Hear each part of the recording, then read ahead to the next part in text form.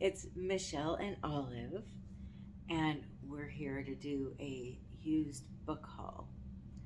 I went to one of the libraries here in Las Vegas, and I found out why they don't have library sales going on. They actually have a library store that I can go in whenever I want to buy books. I didn't know that. So I went shopping in there, and then I also went to one of the Goodwills around here today and got some books there as well. I wanted to share with you what I found. I just think there's something very special about used books. Not only are they more affordable than brand new books, but sometimes I feel like I find things I would never find in a bookstore, especially a new bookstore, or if I was looking for new hot books online, or I was going off of other people's recommendations on what to read, I would never find these books. And there's something kind of magical about that to me, to be able to find and read books that not everybody else is reading, or that maybe aren't so easy to find. What do you think, Olive? You haven't done much book searching, have you? You just read them with me. As you can tell, she is at her nap time today. We woke up just full of energy today. So the two of us were running around and playing, and then I went and ran some errands, and ever since I got back, she's been like this, as tired as could be.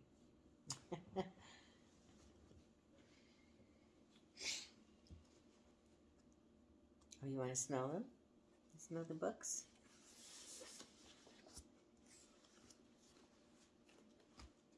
The first few books that I grabbed, I basically got because I've heard these authors are good, and I thought the covers were cute and that kind of stuff, but I didn't really read what they were about.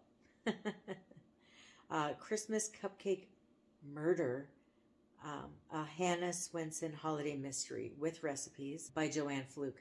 And I did see this author in that cozy mystery recipe book that I have. Have you read Joanne Fluke? And if you have, let me know what you've read and if you liked it. This one is Hannah is getting ready for Christmas and going through her lengthy holiday checklist. A man is found near death in an abandoned storefront 2 doors down from Hannah's bakery. He doesn't recall anything about himself except for his unusual knowledge in restoring antique furniture.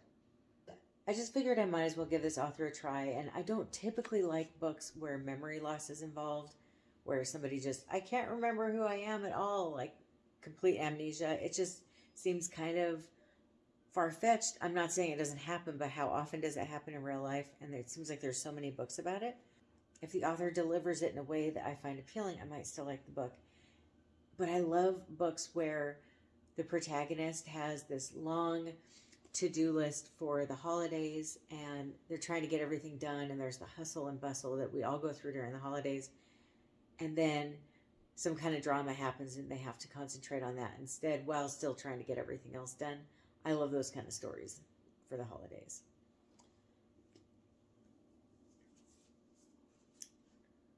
Death of a Wicked Witch by Hollis. This is another author that I feel like I've seen around a lot, so let me know if you've read this author as well, or really any of these books or any of these authors that I'm going to go through. This is the Hayley Powell Food and Cocktails mystery. Here's this gorgeous cover. I love cozy mystery covers. And in this one, a woman dies in her truck while catering a Halloween party, and suspicion falls on a cranky, competitive caterer who made veiled threats to her. I think cozy mysteries that take place during Halloween or Christmas are always super fun to read. Now, I've done my fair amount of complaining on this channel about romance novels and how I don't feel like they're romantic. And I feel like what the current trend of steamy is not what I find steamy. It's too much and too vulgar and too BDSM for my personal liking. And I would rather a fade to black or just something where my imagination can be used. And I kind of miss some of the books I used to read back in the day, that kind of steamy. And the kind of steamy that I used to like were these Harlequin temptation books. So I thought, why not get one? I see it here at the library. This one is about a woman who is trying to escape her life. She decides to pick up a hitchhiker in a blizzard in Montana while she's traveling through the state with a newborn baby in the car. Yeah, I don't know. I wouldn't do that either. But she picks up a hitchhiker and her car ends up breaking down and he ends up saving their lives because he gets them out of danger. And I thought, and then I think they end up getting stranded or something, and then romance happens. I love that trope where people are stranded somewhere and they fall in love. I think it's a lot more realistic than, enemies to lovers or that kind of stuff. Once again, the tropes nowadays aren't really my thing. So this could be fun. It might not be. Might as well try it. Then I found this one, and the cover just did me in. It got me so in the fall mood. And this one is also a Harlequin romance.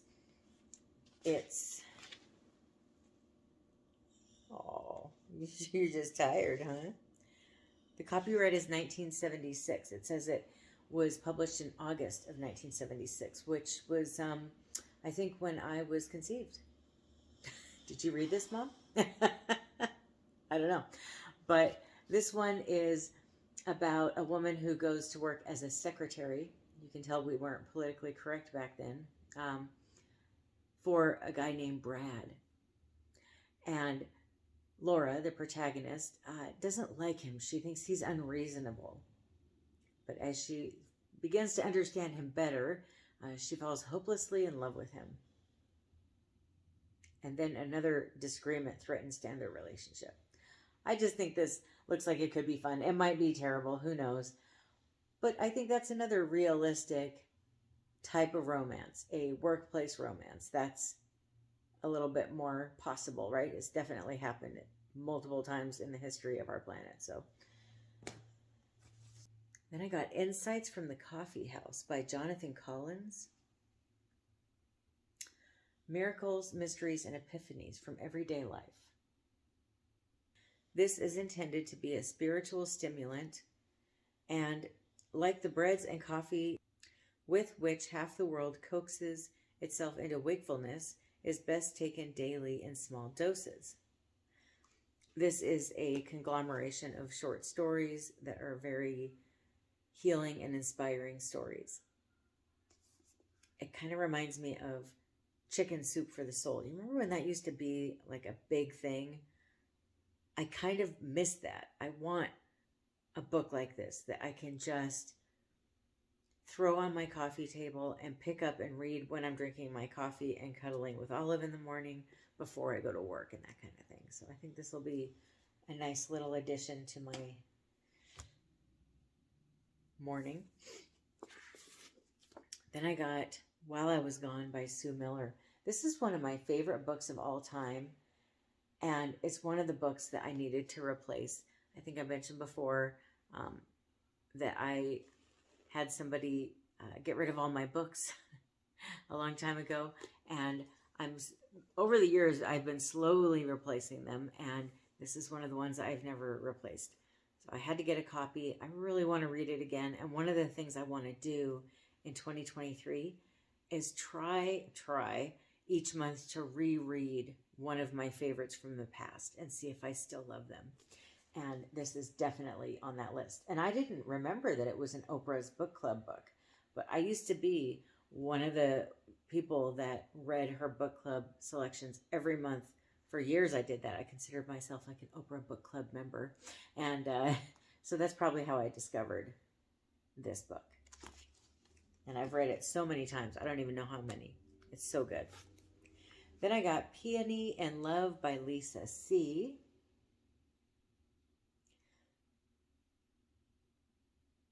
This one is a historically accurate story that uncovers past secrets and tragedies and the learning that love can transcend death over 3 generations of women who are all enmeshed in the same dramatic story.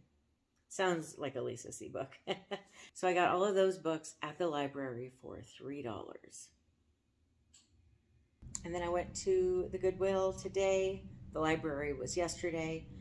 I got The Sands of Time by Sidney Sheldon. This one takes place in Spain. It says, a land of eternal passion and unceasing bloodshed. From the vengeance of a pitiless tyrant, 4 women flee the sacred, once safe walls of a convent. They flee a convent? That sounds awesome to me. And I had a very short-lived time in my life when I was younger where I really wanted to be a nun. And I find books about nuns to be fun. I got this book because I thought it would be a collector's item for Brad to have. He loves Star Wars, and I thought, oh my gosh, I have to get this for him. It's from 1983.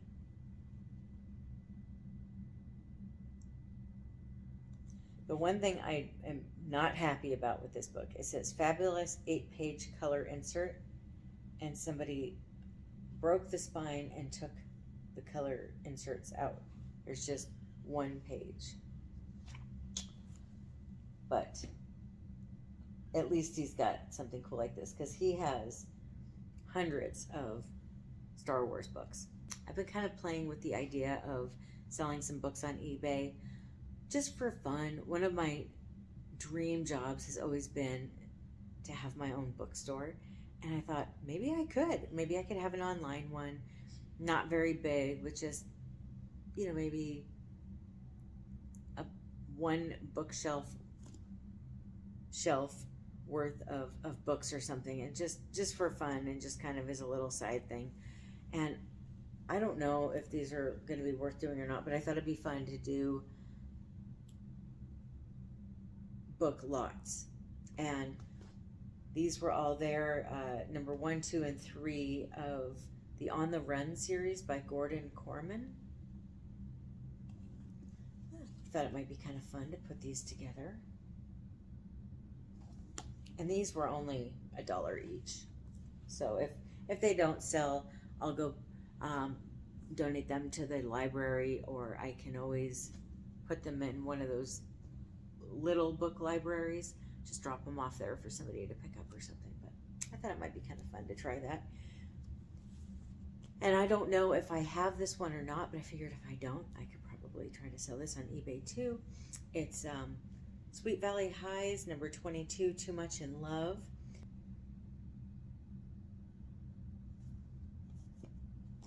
Then I got The Girl on the Train. This book is the October Thrill a Month selection, and I didn't have a copy yet, and I finally found one. I've been looking for a while. You'd think it'd be everywhere, right? Couldn't find it anywhere. And so I finally found this one, so now I can read it in October. I got another coffee table book. Bob Ross. Bob Ross Life Lessons. And this one, it's just a really cute book. It's got his paintings with quotes that he said and little life lessons in there. I just thought that'd be really fun.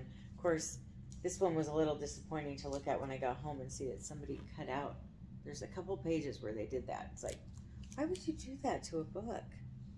I don't know. But just the artwork alone just seems like it'd be nice to have. And Brad really likes Bob Ross, so that'll be nice to have this for him too, to, if he wants, he can look at his little quotes and stuff like that.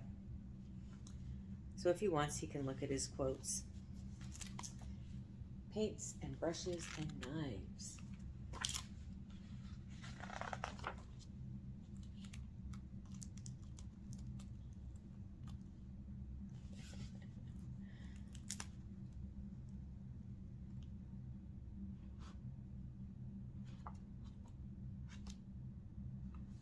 You can move mountains, rivers, trees. You determine what your world is like. It's your mountain. So you put it where you want it. See? And then you put it where you wanted it. I've been reading to her out loud sometimes. I'm so silly. And then the last book I got is from one of my favorite movies. I love this movie so much. And I've never read the book, which is bizarre. It'd normally be the other way around, right?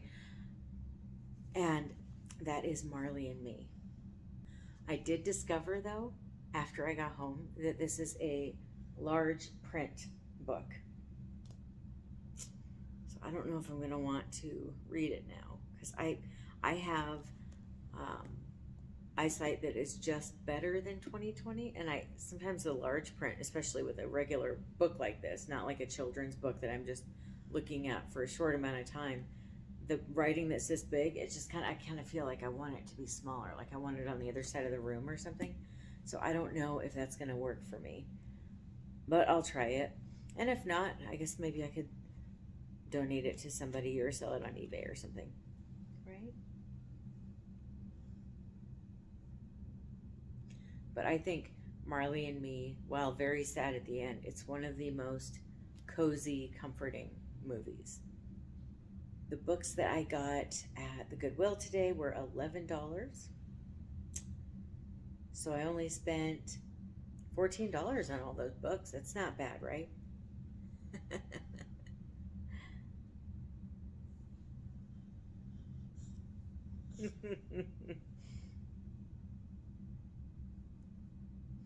We're feeling so blessed to have her around. She is just such a wonderful addition to our family. She just fits right in with us. We love her so much. Let me know if you have found any fun, exciting books lately. And of course, let me know if you've read any of these books or any of these authors. Thank you so much for watching. I hope that you have a wonderful rest of your day or night. Happy reading. Bye.